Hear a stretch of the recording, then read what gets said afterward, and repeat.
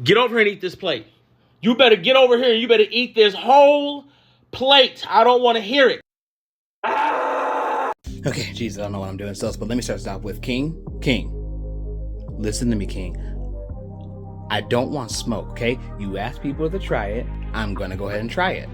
It's Black History Month, my brother. We can't be doing this black on black crime, okay? I'm gonna need you to give me the opportunity to explain myself, all right? All right, because I understand that Superman is no longer number one.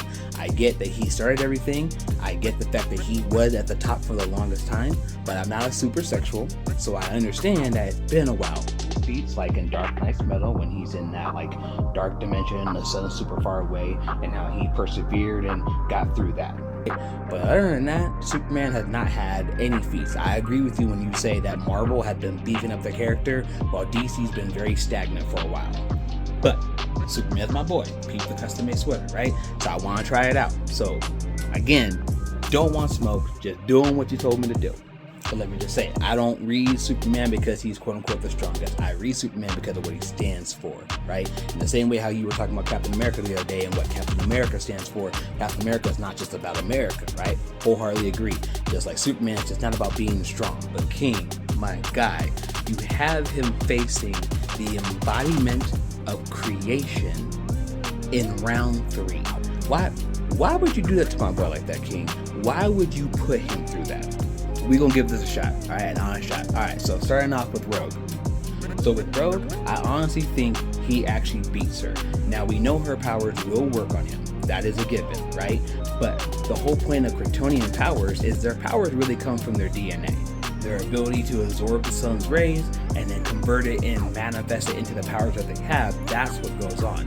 And as we know from a recent Action Comic storyline where there was a break from the Phantom Zone, it takes a while for Kryptonian powers to actually kick in and for Kryptonians to actually really understand how to use those powers. So with Rogue, I feel like she's going to struggle to actually be able to use those powers in a way that would honestly hurt Clark.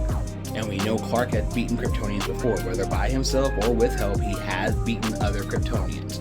So, that being the case, a full-on fight, I believe that Superman takes it. More evidence to that, kind of like evidence, is the fact that in a recent X-Men comic, when they did the raid on Grey Malkin, Rogue had to go and absorb the Juggernaut's powers to be able to actually take on the Blob. So with Rogue just standard superhuman strength from literally Captain Marvel, it's still not enough to take on Clark, and I believe that she's going to struggle even if she could get her hand on him. But there's one more wrinkle in this that I want to throw in here that might actually help with a couple other heroes, and that's the fact that Rogue also absorbs personalities. And when it comes to Clark's personality being about truth, justice, and the American way and all that good stuff, and she has shown she struggles when other personalities take over her. I believe, one, the personality taking over is going to make her not want to fight. 2, the personality taking over is also going to make her struggle with the personalities and be able to handle the actual ability she's getting from that, and which then at that point just give Clark the extra edge by taking her out because she's distracted.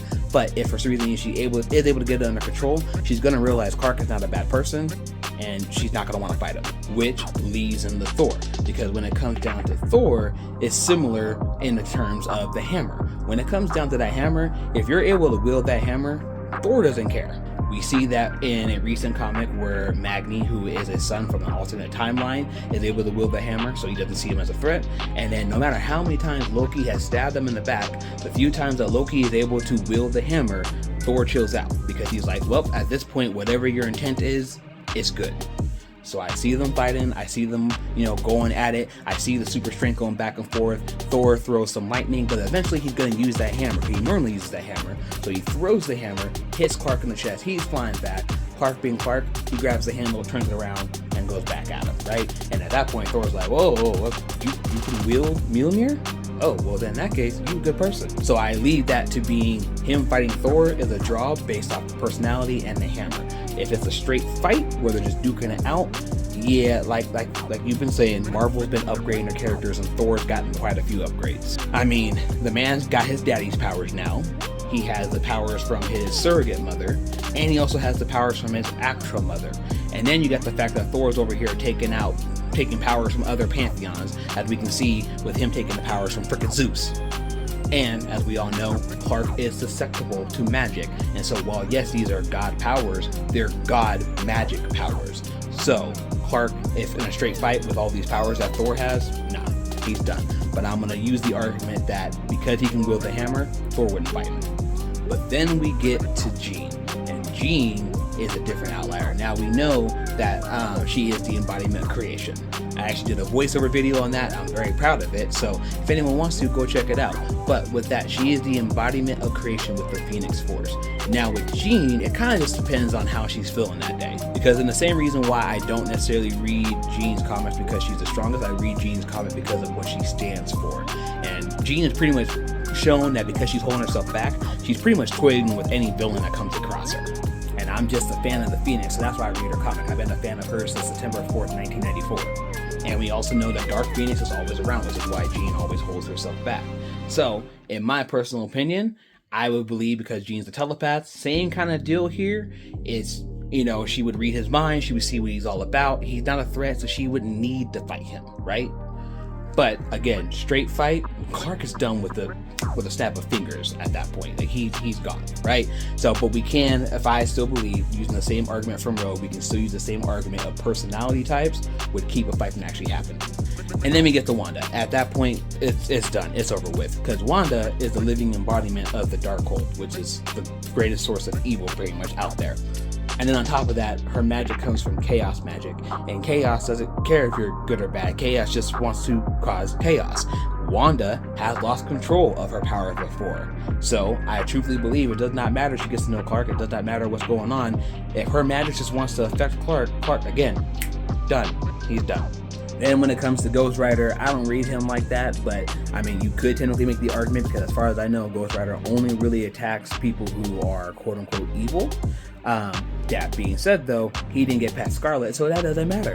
Same with Silver Surfer, right? I don't read Silver Surfer like that, but at the same time, from what I do know, Norrin is pretty much a honorable guy, and Clark is all about honor, right? So, but again, he didn't get past Scarlet. Like, I can't use this argument for Scarlet Witch. Alright, King, how'd I do? Keep in mind, like I said, I don't want smoke. I was just trying to I am pretty sure you're going to prove to me I'm wrong about Rogue, but you know, that's fine. That's okay. I want to try it out and give my argument. To close this out, I do want to say me and my sister are big fans of you.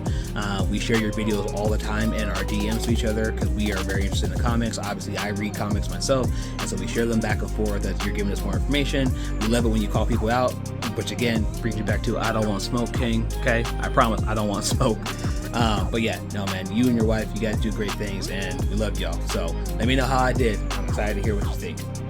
Other than that, for the rest of y'all watching, let me know how I did in the comments. What do you guys think? Do you agree with me, or do you think at this point don't matter?